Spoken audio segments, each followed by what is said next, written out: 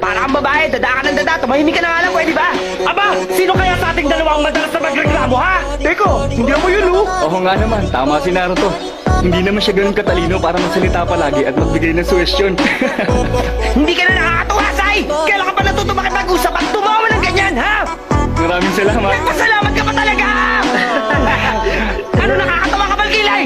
Para kasing bumalik na yung dating Naruto na nakilala namin. Ibig sabihin, Lili, hindi ka nagbago. Tumangkad ka lang pero pasaway ka pa rin. Hoy, di ba? Mas masaway ka pa rin kaysa sa akin. Amoy aso ka! Hoy, huwag ka mandamay ng Nakakala mo na amoy aso, hindi ko sinabing aso ka talaga! Si Naruto, isang malaking kabaligtaran ni Sasuke. Ang chakra niya, napakainit. At hindi lang yon, napakaliwanag pa. Teka, ano to? May mas madilim at mas masamang chakra na natutulog sa loob ng katawan ni Naruto.